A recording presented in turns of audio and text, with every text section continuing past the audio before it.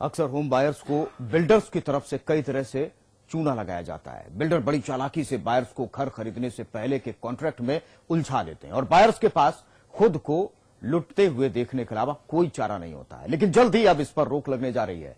सरकार जल्दी एक ऐसा कानून बनाने जा रही है जो बायर्स के हितों की सुरक्षा करते हुए एक तरफा बिल्डर बायर एग्रीमेंट पर शिकंजा कसेगा। क्या होगा इस कानून का असर, इस रिपोर्ट में देखिए।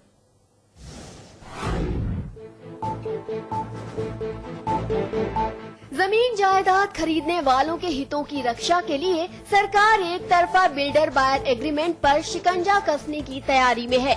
इसके लिए उपभोक्ता मामलों का मंत्रालय कंज्यूमर प्रोटेक्शन एक्ट में एक नई धारा अनफेयर कॉन्ट्रैक्ट जोड़ेगा। दरअसल सरकार होम बायर्स को बिल्डर के चंगुल में फंसने से बचाने का प्रयास कर रही है। इसके तहत जल्द ही मकान खरीदने वालों के पक्ष में कानून बदले जाएंगे।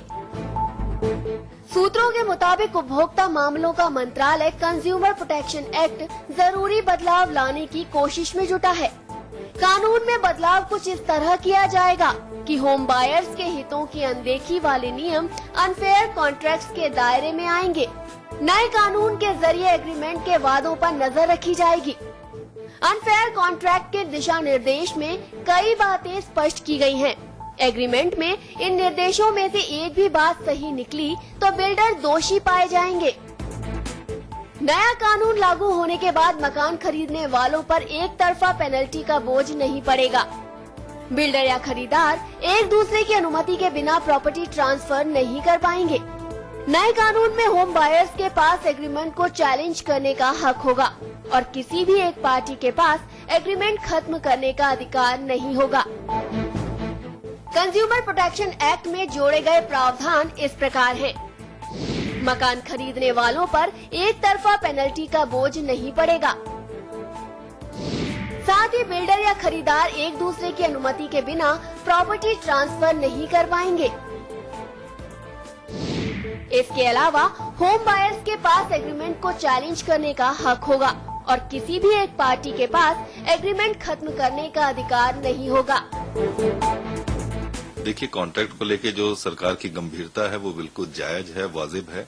इन बातों को लेकर के जो सरकार की पहल है, जो कोशिश है कि जो संविदा है, जिसको कानून वास्तविक संविदा मानता है कि किसी के अधिकारों का हनन न हो, दोनों एक इक्वल प्लेटफॉर्म पे हो, कोई किसी का एक्सप्लॉयटेशन न करे, ये कानून की मान्यता है जिसे सरकार सख्ती से लागू करने की अगर कोशिश कर रही है तो ये एक स्वागत योग्य कदम है और सरकार को इस बारे में गंभीरता से विचार करना चाहिए। यानी अब जल्द ही कानून ऐसा हो जाएगा कि होम बायर्स के हितों के साथ बिल्डर खिलवाड़ नहीं कर सकेंगे। इससे जहां एक तरफ बायर्स को फायदा तो होगा ही, वहीं रियल्टी सेक्टर में आए नेगेटिव सेंटिमेंट्स में भी थोड़ा पॉजिटिव होने की उम्मीद बनेगी। प्रॉपर्टी एक्सपर्ट, समाचार प्लस।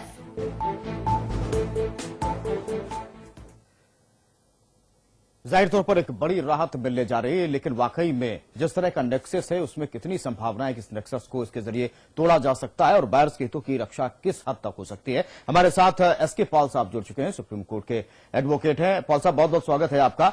एसके पॉल साहब, अगर ये कानून बनता, अगर इस तरह की स्थितियां होती तो बायर्स के हित में कितना कुछ आएगा?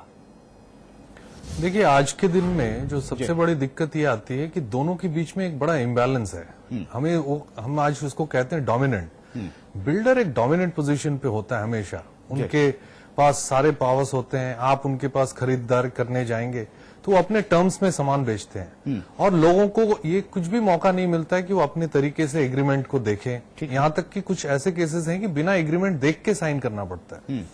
तो ये जो इम्बैलेंस है, ये आज तक लोग इससे परेशान थे और कंज्यूमर कोर्ट्स में जब ये चीज जाती थी, जो सबसे पहला जो चेंज आ रहा है वो था कि अक्सर एक स्टैंडर्ड थंब रूल की तरह था कि 5 रुपए पर स्क्वायर फीट अगर डिले होगा मंथली आपको मिलेगा, और वो भी at the time of possession. यानी एक इंसान अगर फ्लैट खरीदता है तो उसे अंत तक इंतजार करना है, चाहे उसमें 2 साल, 3 साल, 4 साल, जितने साल की भी देर हुई होगी, उतने दिन के बाद वो कैलकुलेशन होता था महज 5 रुपया पर स्क्वायर फीट।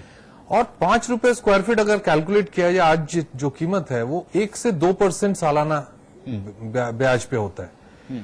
तो लोगों को बड़ी दिक्कत आती थी कि भाड़े के अकोमोडेशन भी चाहिए और और कोर्ट्स इसमें मदद नहीं कर पाती थी। बहुत केसेस हुए नेशनल कमीशन, स्टेट कमीशन पे, लेकिन सारे जगह ये बात आई कि जब आप खुली आंख से किसी एग्रीमेंट को आप साइन करते हैं और आप खुद एग्री करते हैं कि ठीक है, मैं 5 रुपए प्रति स्क्वायर फीट अगर देर होती है दिया जाए तो मेरे लिए काफी है, आज आप आके नहीं दुआई दे सकते कि मेरे बैंक का लोन का इंटरेस्ट बढ़ गया या कोई भी चीज।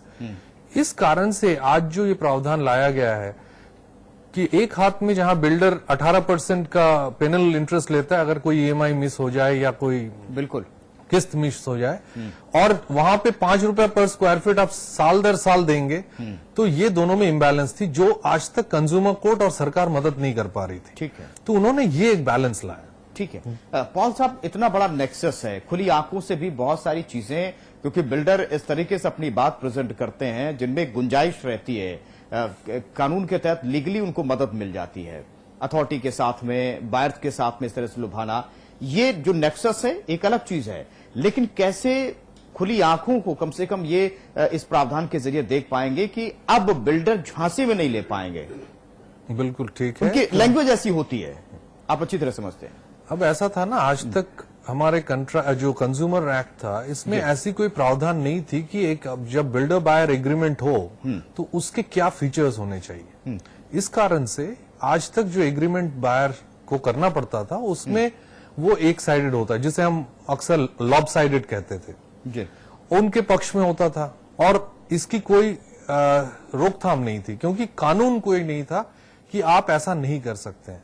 क्योंकि कानून अगर रहे कि आपको ये ऐसा आप नहीं कर सकते, दोनों के बीच में बराबर का कंपेंसेशन होनी चाहिए, आप अकेले किसी फ्लैट के आवंटन को रद्द नहीं कर सकते, तब क्या होता है, अगर मान लीजिए कोई बिल्डर आपको झांसे में रख के कर भी लेता है, कोर्ट आपकी मदद कर सकती है, क्योंकि कंट्रैक्ट एक्ट के प्रोविजन 23 में ये लिखा है कि ऐसा कोई अनुबंध जो कानून के उल्लंघन से बना हो वो न्याय के आंख में माना नहीं जाता है। आज तक क्या होता था, चूंकि कोई कानून व्यवस्था नहीं थी इस चीज को व्यवस्थित करने के लिए, इसलिए एग्रीमेंट वो एक तरफा बनाते थे और कोर्ट में भी जाकर के लोगों को मदद नहीं मिल पाती थी, जबकि कोर्ट पूरी हमदर्दी रखते थे लोगों की तकलीफ से, लेकिन कोर्ट मदद, अब कानून आने से अब अगर बिल्डर कुछ इसके विपरीत कर भी लेते हैं उनका फायदा उनको नहीं मिल पाएगा। नहीं पॉल साहब, हमारा सब लीगली जो उनकी लैंग्वेज होती है, टर्मिनोलॉजी, उसमें दरअसल इतने लूप होल होते हैं कि जिसमें आप अदालत में हमने कई ऐसे केसेस देखे हैं जहां पर बचने का रास्ता उनके लिए बना रहता है, मुफीद होता है वो रास्ता, बायर भी जाता अपनी बात रह करके, तो फिर एक रास्ता नहीं निकल पाता है। ये एक दिक्कत अभी भी आएगी।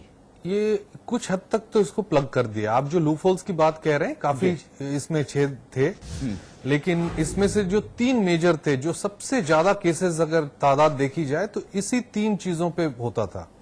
तो जो हमारा जो सरकार है वो उनकी कोशिश है कि इनको प्लग कर दिया जाए, लेकिन ये कह देना कि अब फुल प्रूफ हो गया, ये बात नहीं है, क्योंकि सरकार ने ये नहीं कहा कि कंपेंसेशन कितना होगा। बिल्कुल ठीक है, आज अगर मान लीजिए वो कहते हैं मैं 5 रुपए ही दूंगा, चलो मुझे आप 10% देना, तो फिर बात वहीं रह जाएगी। हम लोग जो भी कानून में हैं, हम लोगों की कोशिश ये रही है, हमने सरकार को बार बार कहा है, एक्सपर्ट्स ने भी कहा है, आप लोगों ने भी कहा है कि एक मॉडल बिल्डर बायर एग्रीमेंट आ जाए। बिल्कुल, एक ऐसा आ जाए जो पैन इंडिया सभी लोगों को मान्य हो और वो चीज अपने जगह पे रहे। लेकिन जब तक ये इंटरप्रिटेशन की जगह रखा जाएगा, तब तक ये आप जो बात कह रहे हो बिल्कुल ठीक है। इसको प्लग करने के लिए तो बायर को अपना एक वकील रख के उस एग्रीमेंट को या फिर खुद उसको देख के समझना होगा कि आज ये अनुबंध करने के बाद 2 साल के बाद अगर परिस्थिति ऐसी हो गई तो मेरे लिए क्या रास्ता है। बिल्कुल, ये आज प्रॉब्लम होगी, अभी भी होगी। बिल्कुल ये प्रॉब्लम होगी और इसे भी दूर करने की कोशिश जरूर होगी। एक मैं मान लीजिए मैं होम बायर हूं और जो इस प्रावधान के तहत मुझे जो सुविधाएं मिलनी चाहिए, बहुत आसान भाषा में पॉल साहब आपसे समझना चाहते हैं कि जो प्रावधान जोड़े गए उसमें हमारे हित क्या है, ताकि ये बायर्स अच्छी तरीके से समझ सके, जागरूक हो सके। देखिए, आज सारे ग्राहक जो हैं वो लोन के जरिए या अपने पैसे के जरिए, उनको पता है आज के दिन में भारत में अगर पैसा निवेश किया जाए तो उसका ब्याज क्या दर होता है। बिल्कुल, अब उनको ये समझना होगा कि अगर कल उनके सामने कोई एग्रीमेंट रख दिया जाता है और उनको कहा जाता है 5 रुपए स्क्वायर फीट देंगे, तो इसको एक महज 5 रुपया नहीं देखे, उसको टटोल के देखे कि 5 रुपया का मतलब क्या। अगर 1200 स्क्वायर फीट का उनका फ्लैट है तो 6,000 रुपया मिलने वाला है उनको। महीने का 6,000 रुपया में आज के दिन में 1200 स्क्वायर फीट का कुछ नहीं मिलता है। बिल्कुल। तो उनको इन चीजों को देखकर अपने बिल्डर को बताना है कि नहीं, मुझे ये होगा तब मैं आपसे फ्लैट ले सकता हूं। मतलब एक ये फीचर आया है जी।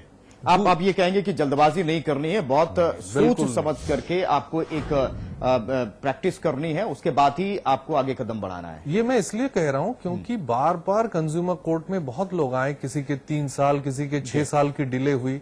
लोगों ने बहुत फरियाद लगाया कि 5 रुपए से योर लॉर्डशिप कुछ नहीं होता, हमारे लिए बहुत दिक्कत है। देखिए, मैं इतने रुपए इंटरेस्ट दे चुका हूं, इतने रुपए का हमारा टैक्स लॉस हो गया, इतना रेंट बढ़ गया 6 सालों में, 5 सालों में, 4 सालों में।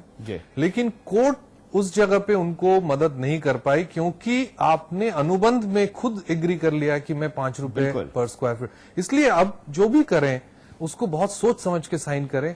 और अगर आपको बिल्डर कहता है कि नहीं, हम आपको पढ़ने नहीं देंगे, तो इसके लिए भी अब रोकथाम है। बिल्कुल।